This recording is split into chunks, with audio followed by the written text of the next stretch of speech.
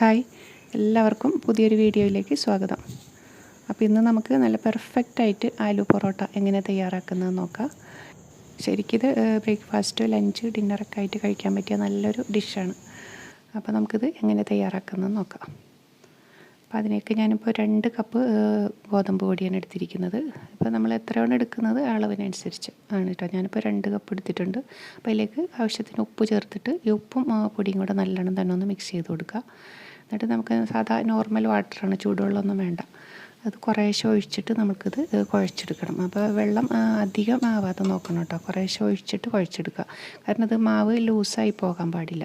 അപ്പോൾ അതുകൊണ്ട് തന്നെ കുറേശ്ശെ വെള്ളം ഒഴിച്ച് കുഴക്കുന്നതാണ് നല്ലത്. അപ്പോൾ അതിലേക്ക് കുറച്ച് ഓയിലൊക്കെ ചേർത്തിട്ട് കുഴച്ചെടുക്കണം. കണ്ടോ, ഇതിപ്പോൾ പാകത്തിനുള്ള വെള്ളമൊക്കെ ആയിട്ടുള്ളൂ, കൂടുതൽ വെള്ളമൊന്നും ആയിട്ടില്ല. അപ്പോൾ ഇതേ രീതിയിൽ നമുക്ക് കുറച്ച് ഓയിലും കൂടെ ചേർത്തിട്ട് നല്ല സോഫ്റ്റായിട്ടുള്ളൊരു ഡോ തയ്യാറാക്കണം.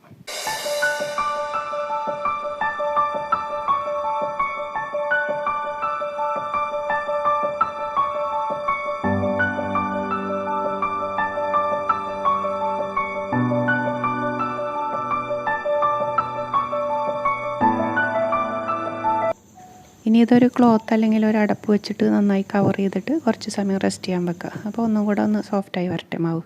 അപ്പോൾ ഈ സമയം കൊണ്ട് നമുക്ക് ഇതിലേക്കുള്ള ഫില്ലിങ് തയ്യാറാക്കാം. അപ്പോൾ ഞാനിവിടെ ഒരു 3 പൊട്ടറ്റോ പുഴുങ്ങി ഒന്ന് മാഷ് ചെയ്തെടുത്തതാണ്. അതിലേക്ക് 2 പച്ചമുളക് എരിവിനനുസരിച്ച് ചെറുതായിട്ട് പൊടിയായി അരിഞ്ഞതും, പിന്നെ 1 ടീസ്പൂൺ ജിഞ്ചർ ഗാർലിക് പേസ്റ്റ്, അതും ഒരൽപ്പം മഞ്ഞൾപ്പൊടി, പിന്നെ ചതച്ച മുളകാണ്. അത് നിങ്ങൾക്ക് പകരം മുളക് പൊടി ഇട്ടാലും മതി. അതിലേക്ക് ജീരകം, ചെറിയ ജീരകപ്പൊടിയും, അതുപോലെ കുറച്ച് ഗരം മസാലപ്പൊടി, അതുപോലെ അയമോദകം, അജ്വൈൻ സീഡ്സ് അതെന്തായാലും ചേർത്ത് കൊടുക്കണം കേട്ടോ. പിന്നെ ആവശ്യത്തിന് ഉപ്പും, പിന്നെ മല്ലിയില അതും ഒരു കൈപ്പിടിയോളം എടുത്തിട്ടുണ്ട്. അപ്പോൾ അതും കൂടെ ചേർത്തിട്ട് നന്നായിട്ട് തന്നെ അത് മിക്സ് ചെയ്തെടുക്കുക. അപ്പോൾ ഈ സമയത്ത് ഉപ്പ് പാകത്തിനാണ് നോക്കണം. വേണമെങ്കിൽ നമുക്കൊരല്പം ലൈം ഇതിലേക്ക് പിഴിഞ്ഞ് കൊടുക്കാം കേട്ടോ. ഇത് മാറ്റി വെക്കാം. ഇപ്പോൾ നമ്മൾ റെസ്റ്റ് ചെയ്യാൻ വെച്ചിരിക്കുന്ന ഈ മാവ് നല്ല സോഫ്റ്റായിട്ട് തന്നെ കിട്ടിയിട്ടുണ്ട്. അത് നമുക്കിനി ചെറിയ ബോൾസായിട്ട്, ചെറുതെന്ന് വെച്ചാൽ നമ്മൾ ചപ്പാത്തി ഉണ്ടാക്കുന്നതിലും കുറച്ച് വലിയ ബോളായിട്ട് ഉരുട്ടിയെടുക്കണം. അപ്പോൾ ഈ ഒരു അളവിലുള്ള മാവിൽ നമുക്ക് 7 ആലു പൊറോട്ട തയ്യാറാക്കാം കേട്ടോ. ഇനി കുറേശ്ശെ പൊടി തൂവിയതിന് ശേഷം നമുക്കിത് കുറച്ച് വട്ടത്തിലൊന്ന് ആദ്യം പരത്തിയെടുക്കണം.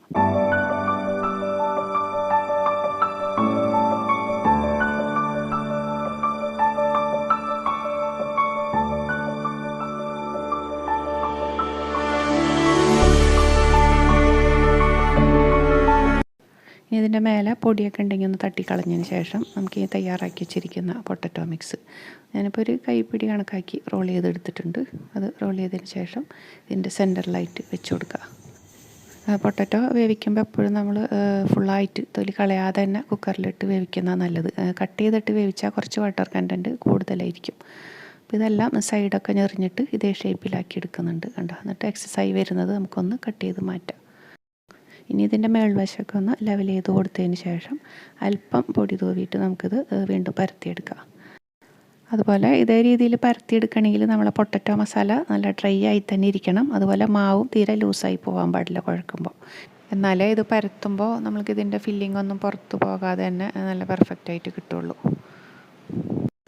ഇനി ഇത് നല്ല ചൂടായ തവയിൽ വെച്ച് തിരിച്ച് മറിച്ചിട്ട് നമുക്ക് ചുട്ടെടുക്കാം. അപ്പോൾ ഒരു വശമൊക്കെ ഒന്ന് മൊരിഞ്ഞ് വരുമ്പോൾ കുറച്ച് ഓയിലോ അതല്ലെങ്കിൽ ബട്ടറോ തേച്ചിട്ട് നമുക്കിത് ഒന്ന് ചെറുതായി ഒന്ന് മൊരിയിച്ചെടുക്കണം.